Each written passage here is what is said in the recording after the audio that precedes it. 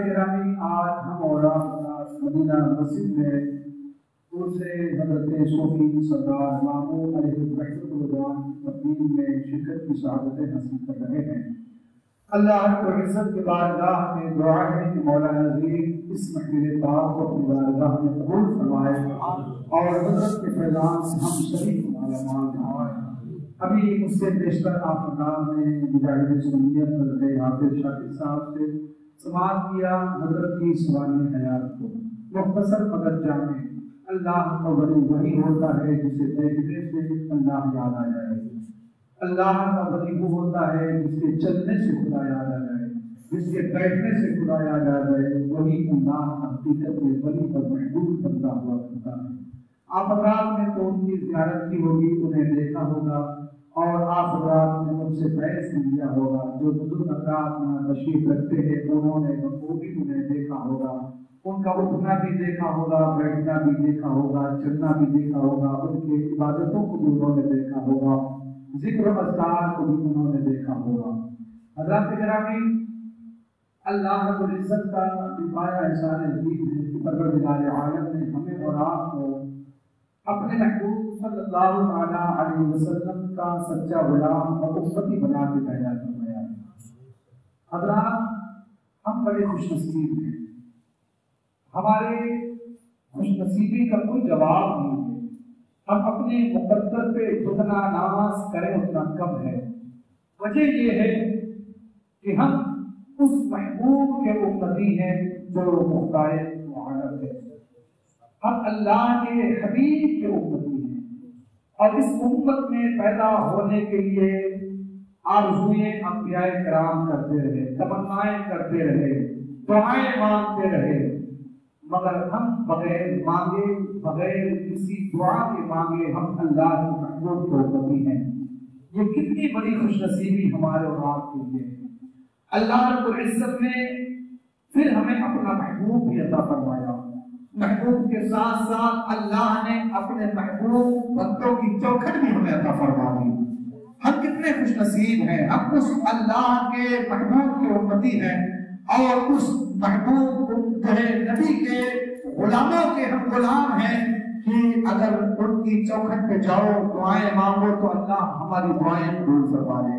اگر ہم ان کے وسیلے سے اللہ کی بارگاہ میں فریاد پیش کریں تو اللہ ہماری فریاد پوری فرما دے، ہماری آرزوئیں، ہماری تمنائیں پوری ہو جائیں۔ ہم کتنے خوش نصیب ہیں۔ حضرات، آئیے ذرا دیکھیں، آج عرس پاک منایا گیا اور کل کی تقریب میں بھی آپ حضرات نے شرکت کیا ہوگا اور کر رہے ہیں۔ ہم بھی الحمدللہ اللہ اس کے رسول کے فضل و کرم سے بعد نماز الجمعہ ادب کی بارگاہ میں ہم نے بھی حاضری کی سعادت حاصل کی۔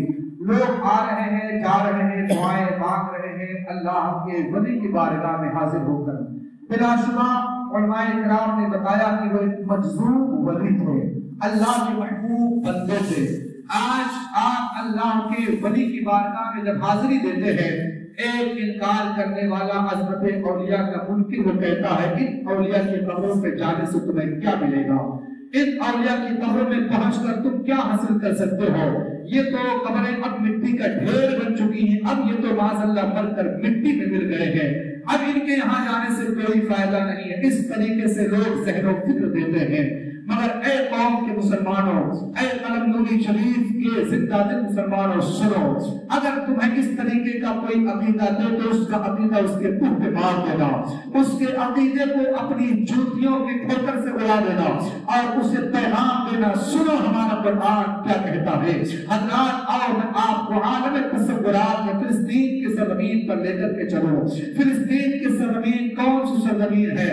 یہ وہ سرزمین ہے جو کبھی انبیاء کرام کا مرکز رہی ہے، یہ وہ سرزمین ہے جہاں انبیاء کرام بے شمار کی تعداد میں موجود ہے، یہ وہ مرکز ہے، یہ وہ سرزمین ہے جو کبھی ہمارا قبلہ اول ہوا کرتا تھا۔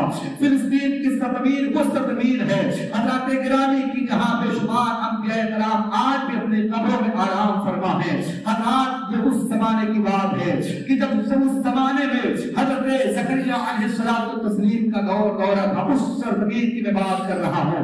اس زمانے میں آج کا جو حال ہے فلسطین کا اس حالات میں نہیں، بلکہ اس حال میں آپ جائیے उस जमाने को याद करिए जब वहां की हवाएं पुरकैफ हुआ करती थी, वहां की हवाएं कुरबहार और हवाएं और फिजाएं पुरकैफ हुआ करती थी, हवाएं खुशगुजार हुआ करती थी। ऐसे माहौल में, पुरकैफ माहौल में, पुरनूर फिजाओं में, पुरफूर बहारों में एक 80 साला ज़ईफ़ा अपने दरवाजे पर बैठकर हसरत और यास में डूबी हुई है और ऐसा लग रहा है वो किसी के आने का इंतजार कर रही है। एक 80 साला ज़ईफ़ा है। हज़रात तवज्जो से गुफ्तगू सुने, जो काम कर रहे हैं उनको अपना काम करने दे। आप मेरी तरफ तवज्जो रखें, कहीं ऐसा ना हो कि कोई बात आपके जहन में ना आए तो आप कहें कि हमारे समझ में नहीं आया हज़रत ने क्या बयान किया। आप सुने, कुरान के हवाले से मैं आपको बातें बता रहा हूँ। हज़रात वो 80 साला ज़ईफ़ा है, हाथ उसके कांप रहे हैं, बदन में कपकपाहट है और जो है ज़बान पे कसकती है। अब वो 80 साला ज़ईफ़ा अपने चौखट पर, दरवाजे की चौखट पर बैठ करके हसरत और यास में निगाहें लगा करके ऐसा लग रहा है किसी आने वाले का वो इंतजार कर रही हो, किसी के आमद का इंतजार कर रही हो, मुंतज़िर हो किसी के। फिर अचानक उसने क्या देखा, एक परिंदा अपने चोंच में एक अपने बच्चे को दबा के लेके आता है, दरख्त के साए में उस बच्चे को उतारता है वो, और फिर वो परिंदा अपनी चोंच से दाने लेकर के अपने बच्चे के मुंह में डाल रहा है। जब उस 80 साला ज़ईफ़ा ने उस परिंदे के अपने बच्चे के साथ प्यार और मोहब्बत का अंदाज देखा तो उसकी दिल की दुनिया जगमगा उठी। वो 80 साला ज़ईफ़ा 80 साल की उम्र हो चुकी थी मगर उसे कोई औलाद न थी, वो लावारिस थी वो ज़ईफ़ा। जब उसने बच्चे के इस प्यार को देखा, परिंदों के इस प्यार को देखा कि एक परिंदा अपने बच्चे से किस कदर मोहब्बत करता है, तो उसके दिल के अंदर की ममता झाँक गई, उसके दिल के अंदर की ममता अंगड़ाइयां लेती है, उसके दिल की ममता आवाज देती है और वो उस आवाज को अपनी ज़बान पे लेके आती है, अपने दिल की कैफियत को अपनी ज़बान पे लाती है, दोनों हाथों को रब की बारगाह में बुलंद करती है।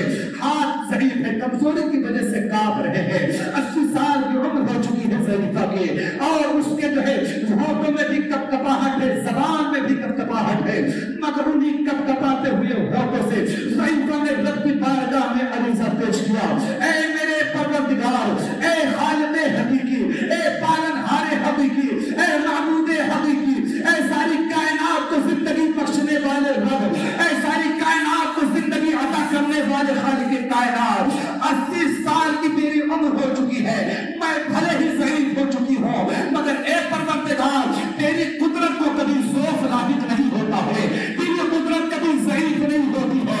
ए मेरे मौला, मैं अगरचे ज़ईफ़ हो चुकी हूँ मगर ए परवरदिगार तू अभी भी तेरी कुदरत को कभी भी ज़ौफ़ लाहिक नहीं होता है। और ए मेरे मौला, इस उम्र में तू अगर चाहे तो तू मुझे औलाद अता फरमा सकता है। ए मेरे परवरदिगार तू मुझे साहिब औलाद बना दे। अगर तूने मुझे औलाद अता फरमाई तो मैं नज़र मानती हूँ कि मैं अपने औलाद को बैतुल मुक़द्दस का खादिम बना दूंगी, बैतुल मुक़द्दस का मुहाफिज बनाऊंगी, बैतुल मुक़द्दस के लिए वक्फ कर दूंगी और मैं उसकी खिदमत के लिए अपनी औलाद को वक्फ कर दूंगी। 80 साला ज़ईफ़ा जब ये दुआएं मांगती है कपकपाते होठों से तो मुस्तजाब की घड़ी थी, अल्लाह ने उस ज़ईफ़ा की दुआओं को कबूल फरमा लिया। चंद दिन के बाद उस ज़ईफ़ा को अपने शिकम में